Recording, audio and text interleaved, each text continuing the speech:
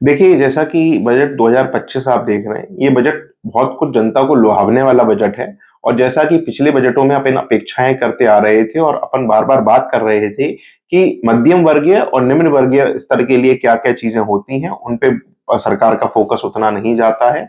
लेकिन इस बजट में जैसा मैंने पहले भी बताया था कि ये वाला बजट बहुत कुछ जनता को लुभावने वाला बजट आने वाला है और ऐसा ही सरकार ने किया है। जिसमें निश्चित तौर पे आज सरकार ने ये मान लिया है कि 1 लाख रुपए माह की इनकम पे कोई आयकर नहीं होना चाहिए, क्योंकि 1 लाख रुपए की इनकम में आपका सर्वाइवल होता है और इसलिए आज सरकार ने 12 लाख रुपए तक की आय पे टैक्स माफ कर दिया है, जो कि एक अच्छा कदम है। क्या क्या इसमें दिया, इस बार बजट में क्या क्या आया है, क्या लोगों को राहत मिलेगी इसमें? देखिए, सबसे बड़ी राहत तो जैसा कि मैंने अभी बताया कि आयकर की राहत होगी, क्योंकि अगर आज आप 1 लाख रुपए महीना कमाते हैं तो आज से अगले वाले आने वाले वर्ष में जो आपकी आय होगी वो 12 लाख रुपए से कम रहने वाली है, उस पे कोई टैक्स नहीं रहेगा।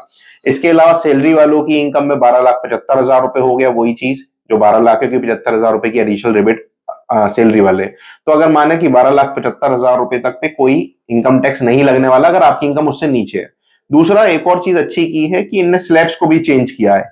तो आज जो टैक्स 15 लाख के ऊपर 30% लगता था, अब वो टैक्स 24 लाख के ऊपर 30% हो गया है।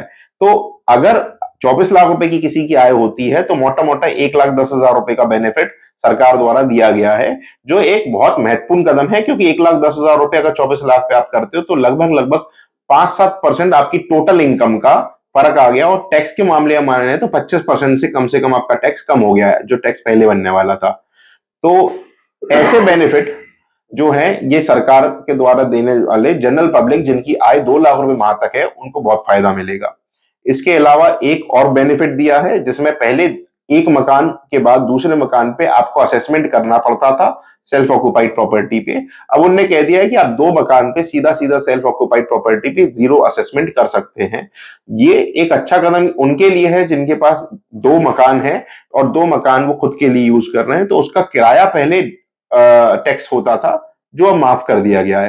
तो एक अच्छा कदम है। तीसरा एक अच्छा कदम है कि टीडीएस जो लगता था वो डबल कर दी है लिमिट।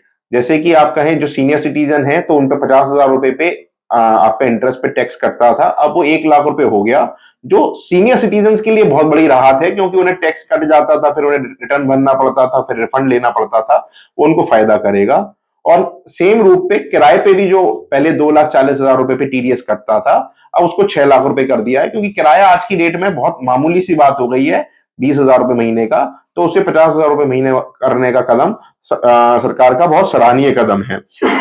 अगर बाकी चीजों में कहें, ये तो हमने इनकम टैक्स की बात करी। इनकम टैक्स के अलावा बहुत सारी चीजें ऐसी हैं जिसमें सरकार ने काम करने की कोशिश की है, जिसमें कि सबसे महत्वपूर्ण एक है छोटे दुकानदारों को केसीसी इशू करना। अभी तक मुद्रा की जो योजनाएं दी जा रही थी उसके अतिरिक्त केसीसी 5 लाख रुपए तक का जो किसान क्रेडिट कार्ड होता था, उसी तरीके से व्यापारी क्रेडिट कार्ड के रूप में उनने क्रेडिट कार्ड इशू करने की बात की है, जो बहुत सारे बिजनेसमैन को फायदा करेगा।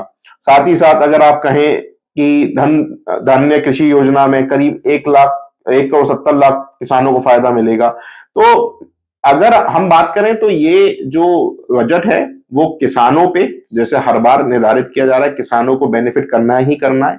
युवाओं पे, अगर आप युवाओं की बात करें तो उन्हें एजुकेशन पे और हेल्थ केयर, तीसरा, इन पे बहुत तेजी से कार्य करने की कोशिश की है। साथ ही साथ उनने मध्यम वर्गीय और निम्न वर्गीय लोगों को संभालने की कोशिश की है।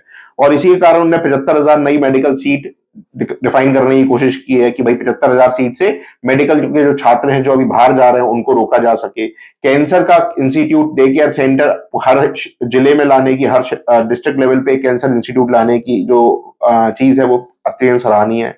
तो अगर ओवरऑल देखा जाए तो फिस्कल डेफिसिट को रोकते हुए, फिस्कल डेफिसिट को 4.5% के आसपास रोकने के बावजूद इस बजट में लगभग उनने 1 लाख करोड़ से ज्यादा का पैसा छोड़ा है इस इनकम टैक्स के बेनिफिट में, और फिर भी बजट में 4.5% के आसपास का फिस्कल डेफिसिट रखने की कोशिश की है। ये निश्चित रूप से दोनों को मैनेज करने की, बजट इंफ्रा पे भी ध्यान दे, क्योंकि इंफ्रास्ट्रक्चर में कैपिटल लगती है और कैपिटल इनने थोड़ा कम किया है। 12 लाख करोड़ का एक्सपेक्टेशन था, लेकिन 10 लाख करोड़ के आसपास का उन्होंने दिया है, जिससे निश्चित तौर पे कैपिटल आउटफ्लो तो थोड़ा कम होगा, लेकिन फिस्कल डेफिसिट बना वहीं की वहीं बना रहेगा। तो दोनों को सामंजस्य बिठाने की कोशिश की है कि जनता को भी लुभाव लें और हमारा देश जो विकसित भारत की तरफ जा रहा है उसको भी मैनेज कर लें। ऐसा ये सरकार का बजट है।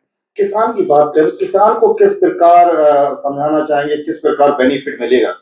देखिए, किसान के रूप में अगर आप कहें तो किसान में उनने 3-4 चीजें बहुत अच्छी की हैं, जिसमें उनने किया है कि 100 एग्री डिस्ट्रिक्ट बना रहे हैं अब। मतलब ऐसे जिले जो एग्री जिले कहलाए जाएंगे, जो खेती से उत्पाद होने वाले महत्वपूर्ण जिले होंगे, और उसमें लगभग लगभग जैसा मैंने कहा 2 करोड़ किसानों के आसपास को फायदा मिलेगा। और 3 उनने जो 3 हमारी पल्सेस हैं, तुअर, उड़द और मसूर, ये इसकी जो डिमांड बढ़ रही है, इस पे हमारी सेल्फ एफिशिएंसी, सेल्फ सफिशिएंसी हो जाए, मतलब हम खुद पे निर्भर हो पाए, इसके लिए उनने कार्य किया। उसके सपोर्ट के लिए उनने स्किल डेवलपमेंट सेंटर और फाइनेंशियल सपोर्ट सिस्टम बनाने की कोशिश की है, जिससे आने वाले समय में जो दालें हमें बाहर से मंगानी पड़ती हैं, उन दालों पे हम खुद का अपना पूरा कर पाए, इसके लिए कार्य किया जाएगा। किसानों को कहा जाए तो यंग किसानों पे उनने ज्यादा फोकस किया है कि अभी तक यंग जो किसान है वो इस तरफ नहीं आते थे, तो यूथ के लिए उनने बेनिफिट दिए हैं कि अगर यंग किसान आता है तो उनको सपोर्ट सिस्टम में फाइनेंशियल बेनिफिट और ट्रेनिंग दोनों दी जाएंगी। सर, व्यापारियों के लिए किस प्रकार राहत है? व्यापारियों को लिए कहें तो पहले जैसे एमएसएमई में आपने देखा था कि अभी तक हमारे यहाँ स्वनिधि योजना चल रही थी। स्वनिधि योजना में अगर कहें तो सबसे छोटा निचला वर्ग का व्यापारी मैं मानता हूं, जिनके द्वारा रेडी पटरी वाले व्यापारी हैं, उनने स्वनिधि के से आपका बेनिफिट हो रहा था। तो उनने इस बार एक चीज की, क्योंकि अब हर कोई यूपीआई से पेमेंट लेने लगा है, तो उनने 30,000 रुपए तक का एक कार्ड बनाने के दिए। पहले 10,000 रुपए आई थी स्वनिधि, अब यूपीआई लिंक्ड उनने 30,000 रुपए तक क्रेडिट कार्ड देने की उनको बात कर दी है, जिससे कि वो अपना व्यापार चला सकें।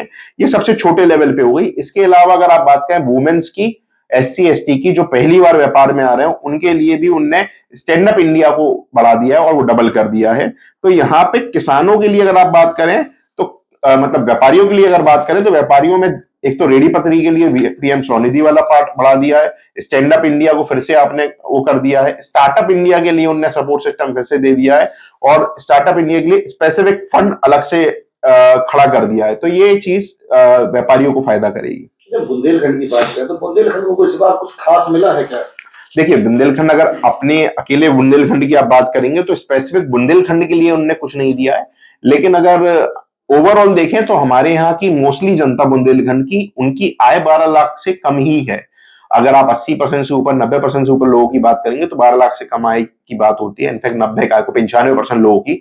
तो ये एक बड़ी राहत है कि आज आयकर के रूप में लगभग लगभग हमारी बुंदेलखंड की मोस्टली जनता टैक्स स्लैब से बाहर हो गई है। ये एक बड़ी राहत है बुंदेलखंड के लिए।